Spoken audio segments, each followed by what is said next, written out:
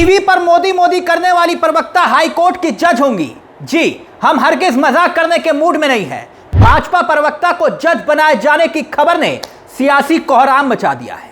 आपकी स्क्रीन पर भारतीय जनता पार्टी की प्रवक्ता आरती साठे, और अब इनके नाम की सिफारिश की गई है मुंबई हाई कोर्ट के लिए, यानी कि यह जल्द जज के तौर पर नियुक्त हो सकती हैं। अब देश पूछ रहा है कि क्या पद छोड़ने से निष्पक्ष हो जाते हैं जज? कौन गारंटी देगा जज साहिबा भाजपा की लाइन पर नहीं चलेंगी? कहने वाले तो इसे सेवा के मेवा का उदाहरण बता रहे हैं। वैसे तो यह खबर देश की होनहार मीडिया की हेडलाइन होनी चाहिए थी, मगर किसकी मजाल कि कोई सरकार से सवाल पूछ ले, और सरकार के सरदार से। मगर सोचिए, जब देश सवाल करेगा कि मैडम बताइए कि आप किस पार्टी की जज हैं, तो क्या होगा? कल्पना से भी यह विचित्र खबर है। देखिए आपकी स्क्रीन पर यह खबर, सुप्रीम कोर्ट कॉलेजियम का बयान। मगर अब आपके सामने एक और प्रेस रिलीज हम पेश करना चाहेंगे, और यह 2 साल पहले की प्रेस रिलीज है। जानते हैं क्या है? इसमें लिखा है आरती अरुण साठे भारतीय जनता पार्टी की प्रवक्ता के तौर पर नियुक्त की जाती हैं। जी हां, आप देख सकते हैं। इससे बड़ी कोई हैरानी वाली खबर हो नहीं सकती, मगर हो सकता है कि आप में से कई लोगों ने इस खबर को सुनने के बाद हो सकता है कई लोगों के जहन में जब यह खबर आई हो तो हंसी भी आई होगी कि बीजेपी ये क्या कर रही है। मगर हंसिए मत, सिर्फ बस याद कीजिए। एक के बाद एक किस्से अब मैं आपके सामने रखूंगा। जस्टिस दीपांकर दत्ता, उन्होंने क्या कहा था? जस्टिस दीपांकर दत्ता राहुल गांधी की भारतीयता पर सवाल उठा दिए थे, और ये वो जस्टिस दीपांकर दत्ता हैं जो राहुल गांधी को एंटी नेशनल बता रहे थे, जो जज साहब खुद बीजेपी नेताओं के साथ नजर आते हैं। कुछ ही घंटों के बाद यह तस्वीर सामने आ जाती है। दाएं और बाएं, एक तरफ महाराष्ट्र के सीएम और दूसरी तरफ डिप्टी सीएम एकनाथ शिंदे। तो ऐसे में अब यह चौंकाने वाली खबर कि आरती बन सकती है जज। अब मेरा आपसे एक सवाल यह कि क्या जब जज मैडम कुर्सी को संभालेंगी तो उनके फैसलों की निष्पक्षता पर क्या सवाल नहीं उठेंगे? यानी कल तो रिटायरमेंट के बाद तक, जी हां, कल तक तो यह होता था कि रिटायरमेंट के बाद जजों को मोदी सरकार में ओहदे दिए जा रहे थे, मगर अब तो सीधे प्रवक्ता की नियुक्ति के बाद जज की कुर्सी मिल रही है। क्योंकि पापा भाजपा और आरएसएस के पुराने नेता थे, बिटिया भाजपा की प्रवक्ता और पार्टी की लीगल सेल की चीफ, और अब सीधे हाई कोर्ट की जज होंगी। इसलिए हमने कहा कि सेवा का मेवा हो तो ऐसा हो। लेकिन आप हैरान मत होइए, बस सुनते जाइए, समझते जाइए कि चल क्या रहा है। इलाहाबाद हाई कोर्ट के जज शेखर यादव याद है आपको, जिन्होंने संविधान की धज्जियां यूं उड़ाई थी चुटकियों में।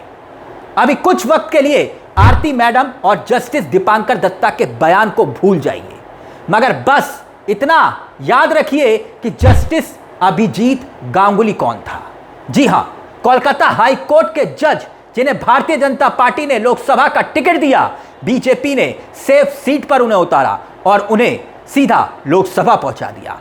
पहली बार चुनाव लड़ रहे थे, इसलिए सेफ सीट जरूरी थी। कहने वालों ने इसे इनाम के तौर पर तोहफा कहा। यह इकलौती मिसाल नहीं है, अब सुनते रहिए। जहां जजिस की नीयत पर सवाल उठे हैं, मैंने आपके सामने लंबी लिस्ट का जिक्र किया था। मैंने जस्टिस दीपांकर को भूल जाने की बात की थी, आरती को भूल जाने की बात की थी, लेकिन मैंने उन जज के बारे में जिक्र करना भूल गया था जिस जज का नाम था MR शाह।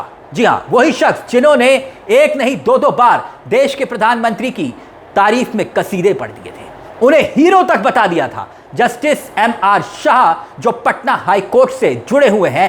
याद कीजिए जस्टिस अरुण मिश्रा को। अरुण मिश्रा कौन? जस्टिस अरुण मिश्रा वही जिन्होंने फरवरी 2020 में सुप्रीम कोर्ट में इंटरनेशनल जुडिशियल कॉन्फ्रेंस में मोदी की शान में कसीदे पढ़े थे। जस्टिस शेखर यादव, फिर से याद करिए, इन्होंने क्या कहा था? मुसलमानों को कटमुल्ला कहा था, और कहा था कि इंसाफ बहुमत के हिसाब से होना चाहिए, यानी कि संविधान को तार तार कर दिया था इन्हीं जज साहब ने।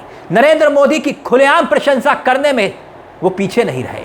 ये जजों की फहरिस्त में MR. Shah, justice Arun Mishra, justice Shekhar Yadav, इनके बयानों के बाद कई बार यह चर्चा उठ रही है कि न्यायपालिका स्वतंत्रता और निष्पक्षता बनाए रखने के लिए जजों को सार्वजनिक तौर पर क्या ऐसे बयान, ऐसी टिप्पणियों से बचना नहीं चाहिए। मगर अब तो सीधी सीधी एंट्री न्यायपालिका में आरती मैडम की। आरती के द्वारा बहुत कुछ संकेत देने की कोशिश हो रही है, मगर इनसे मिलिए। ये हैं सुप्रीम कोर्ट के पूर्व जज जस्टिस अब्दुल नजर। रिटायरमेंट के तुरंत बाद इन्हें एक राज्य का गवर्नर बना दिया गया, राज्यपाल।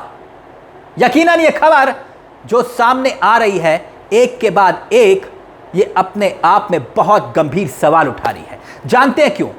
एक और किस्सा याद दिलाता हूं। याद कीजिए, हमने कहा ना लंबी फहरिस्त है चीफ जस्टिस ऑफ इंडिया। शुरुआत तो यहीं से हुई। Chief justice of India D.Y.. Chandrachud, उनके घर पर गणेश पूजा होती है और पहुंच जाते हैं देश के प्रधानमंत्री नरेंद्र मोदी। और chief justice of India Chandrachud को इसमें कोई दिक्कत, कोई आपत्ति, कोई परेशानी नहीं दिखाई देती। जस्टिस अभिजीत गांगुली सीधे लोकसभा पहुंच जाते हैं। तो यह सब कुछ साधारण आपको दिखाई देता है। भारतीय जनता पार्टी की मदद से कोई गवर्नर बनता है, कोई सांसद बनता है और कोई जज बनता है। ममता बनर्जी पर टिप्पणी जिन्होंने की, अश्लील टिप्पणी की, वही लोकसभा पहुंच जाते हैं। लेकिन अब तो कहने वाले कह रहे हैं कि सीधा मोदी जी को ही चीफ जस्टिस ऑफ इंडिया बना दीजिए, मोदी जी को ही राष्ट्रपति बना दीजिए, मोदी जी को ही उपराष्ट्रपति बना दीजिए।